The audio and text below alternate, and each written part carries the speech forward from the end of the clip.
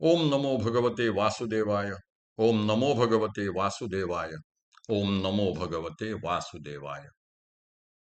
ओम ज्ञानाय नमः. सार्थ ज्ञानेश्वरी, दिवस 208, अध्याय 9. राजविद्या राजगुह्य. श्री गणेशाय नमः. म्हणून थोरपण परहा सांडिजे, येथ व्युत्पत्ती आघवी विसरिजे. जै जगा धाकुटे होईजे, तै जवळी कमाची. अगा सहस्त्र किरणांची ये दिठी, पुढा चंद्रही लोपे किरीटी. तेथ खद्योतो का हुटहुटी, आपुलेनी तेजे. तैसे लक्ष्मीयेचे थोरपण न सरे, जेथ शंभूचे ही तप न पुरे.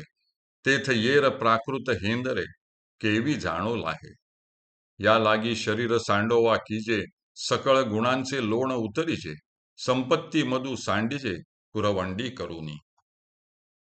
म्हणून आपल्या ठाईचा थोरपणा व अभिमान परहा म्हणजे बाजूला सारून ठेवावा आणि मी व्युत्पत्ती म्हणजे सृष्टीच्या व भगवंताच्या आरंभाविषयी शास्त्राध्ययन केले आहे अशी सगळ्या प्रकारची मनोवृत्ती विसरून जावी. जेव्हा या जगात अशा प्रकारे धाकुटे म्हणजे नम्रपणाने वागावे, तेव्हाच माझी जवळीक प्राप्त होते. अरे किरीटी, सहस्त्र किरणांच्या सूर्यप्रकाशात जेथे चंद्रही लोप पावतो, तेथे खद्योत म्हणजे काजव्याने आपल्या तेजाची हुटहुटी म्हणजे घमेंड का बाळगावी. त्याप्रमाणे लक्ष्मीचे थोरपण जेथे न सरे म्हणजे शोभत नाही, जेथे शंभूचे तपही पुरे पडत नाही, तेथ म्हणजे त्या मज परमात्म्याचे ठिकाणी येर म्हणजे इतर प्राकृत हेंदरे म्हणजे सामान्य अडाणी अजागळ लोकांना प्रवेश कसा मिळेल आणि त्यांना माझे ज्ञान कसे प्राप्त होईल. या लागी म्हणजे यासाठी शरीराचा अभिमान व लोभ सोडून द्यावा. अंगीच्या सर्व गुणांचे लोण व ओझे उतरून टाकावे. संपत्तीचा मदमोह त्याग करावा आणि ह्या सगळ्याचे अवडंबर न माजविता ते सर्व कुरवंडी करून म्हणजे माझ्यावरून ओवाळून टाकावे. यः पत्रम पुष्पम फलम तोयम मे भक्त्या प्रयच्छति तस्य प्रयतात्मनः भक्त्युपहृतम तत् अहम अश्नामी. जो कोणी भक्त पान, पुष्प, फल अथवा पाणी मला मोठ्या भक्तीने व प्रेमाने अर्पण करतो, त्या शुद्ध बुद्धीच्या निष्काम भक्ताने प्रेमाने अर्पण केलेले पान, फूल, फल व पाणी मी आनंदाने स्वीकारून सेवन करतो. मग निस्सीम भाव उल्हासे मज अर्पावयाचे निमिसे, फळ आवडे तैसे भलतयाचे हो. भक्तू माझियाकडे दावी आणि मी दोन्ही हात ओढवी, मग देठून फेडिता सेवी आदरेशी. पैगा भक्तीचेनी नावे, फूल एक मज द्यावे. ते लेखे तरी म्या तुरंबावे, परी मुखीची घाली. हे असो कायसी फुले, पानची एक आवडे ते जाहले. ते साजूकही न हो सुकले, भल तैसे. परी सर्व भावे भरले देखे, आणि भुकेला अमृते तोखे. तैसे पत्रची परी तेणे सुखे, आरोगू लागे. मग निस्सीम भक्तिभावाच्या उल्हासाने मला अर्पण करण्याच्या निमित्ताने त्याला आवडेल तसे भलत्याच झाडाचे फळ का असेना, भक्त माझ्यापुढे दाखवितो आणि ते घेण्याकरिता मी माझे दोन्ही हात ओढवी म्हणजे पुढे करतो.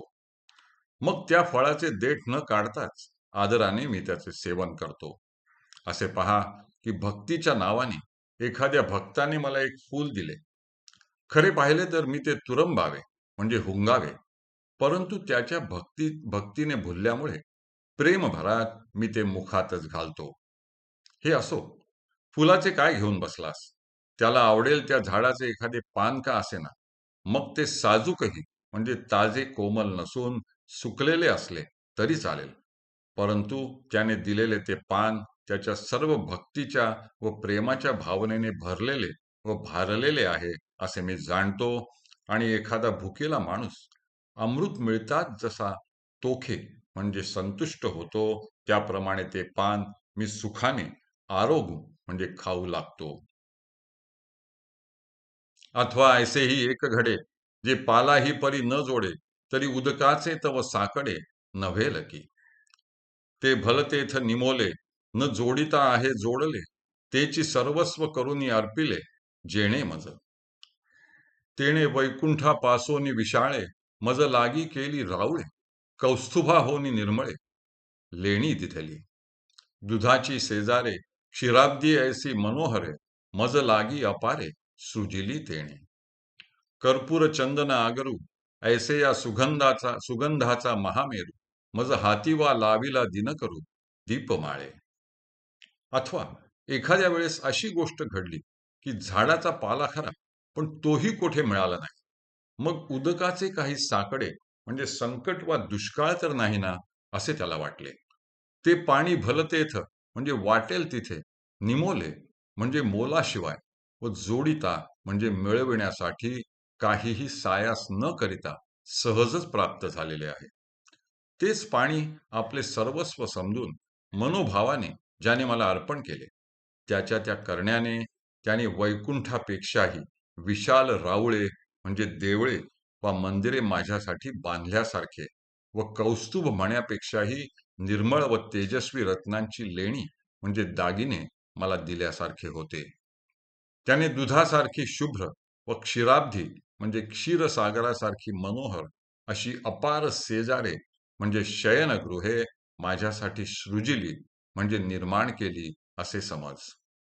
मला साधे पाणी अर्पण करण्याच्या त्या क्रियेमुळे त्याने कर्पूर, चंदन, अगरू अशा सुगंधी पदार्थांचा महामेरू एवढा मोठा पर्वत मला अर्पण केल्यासारखे आणि आपल्या हाताने दिनकराला म्हणजे सूर्याला दीपमाळेवर लावल्यासारखे होते. त्याने मोठ्या भक्तिभावाने व प्रेमाने साधे पाणी मला अर्पण केले म्हणजे इतके सगळे केले असे मी मानतो. हरिः ओम, हरिः ओम, हरिः ओम. हरये नमः, हरये नमः, हरये नमः.